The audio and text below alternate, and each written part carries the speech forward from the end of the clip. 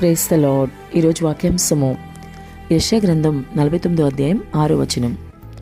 అన్యజనులకు వెలుగై ఉండినట్లు నిన్ను నియమించి ఉన్నాను. ఆమేన్, హల్లెలూయా. ప్రభు ఈ వాక్య భాగం నుండి ఈరోజు మనతో ఏం మాట్లాడుతున్నారో చూద్దాం. అన్యజనులకు వెలుగై ఉండినట్లు నేను నియమించి ఉన్నాను. ఈ మాట వింటుంటే చాలా సంతోషంగా అనిపిస్తుంది కదా. ఎందుకంటే అన్యజనులు అంటే ఎవరు? దేవుడు తెలియని వ్యక్తులని కదా అర్థం.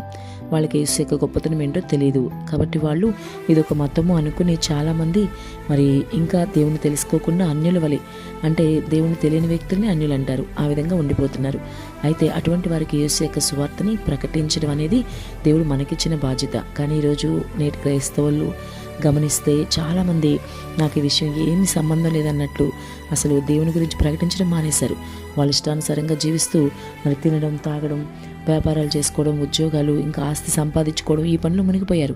దీన్ని బట్టి నిజంగా చాలా విచారించదగిన విషయం ఇది. ప్రభు కూడా ఎంతో బాధపడుతున్నాడు ఈ విషయాన్ని బట్టి. అయితే అలా ఉండకూడదు మనమని దేవుని వాక్యం ఈరోజు సెలవిస్తూ ఉంది. ఇలాంటి అన్యజనులకి ఎవరైతే దేవుడి గురించి తెలియదో వారికి వెలుగై ఉండినట్లు, అంటే వారి జీవితంలో యేసే కదా వెలుగు, మరి ఈ లోకానికి నేను వెలుగై ఉన్నానని ప్రభు చెప్తున్నారు. అన్యజనులకి ఇంకా యేసు ప్రభు లేరు కాబట్టి వారి జీవితాలు ఇంకా చీకటి ఏలుబడి చేస్తుంది. యేసు ప్రభుని కలిగి ఉన్న వారికైతే ఆయన రక్తంతో పాపాలు కడగబడతాయి. అన్యజనులు ఎవరికి కూడా యేసు ప్రభు లేడు కాబట్టి, మరి ఆయన రక్తం చేత పాపాలు కడగబడలేదు కాబట్టి ఇంకా వారి జీవితాల్లో పాపం ఏలుబడి చేస్తుంది కాబట్టి వారి జీవితాల్లో వెలుగు అనేది లేదు. అలాంటి వాళ్ళ జీవితంలో వెలుగై ఉండినట్టు, అనగా యేసు వారి జీవితంలో ప్రవేశించినట్లు, వారి హృదయాల్లోకి యేసు వచ్చినట్లుగా నిన్ను నియమించి ఉన్నాను. అంటే నిన్ను ఏర్పాటు చేసుకున్నాడు ఆయన. అంటే సువార్త ప్రకటించవలసిన భారం నీ మీద మోపాడని అర్థం.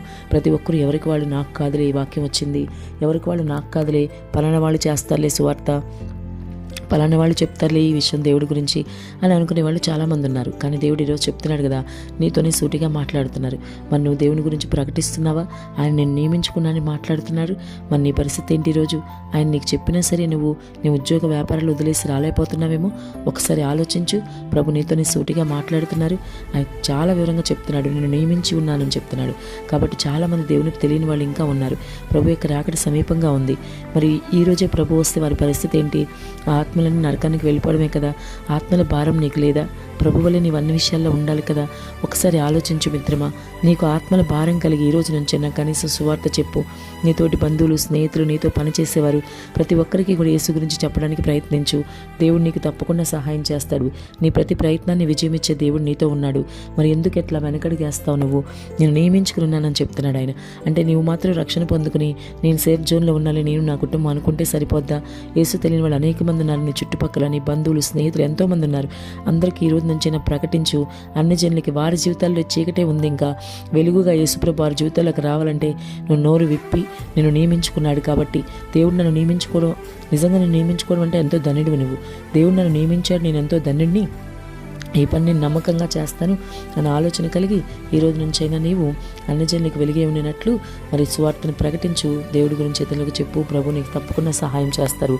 అన్యజనులకు వెలుగుగా దేవుడు నిన్ను నియమించినట్లుగానే నీ జీవితం కొనసాగించు. ఆమేన్.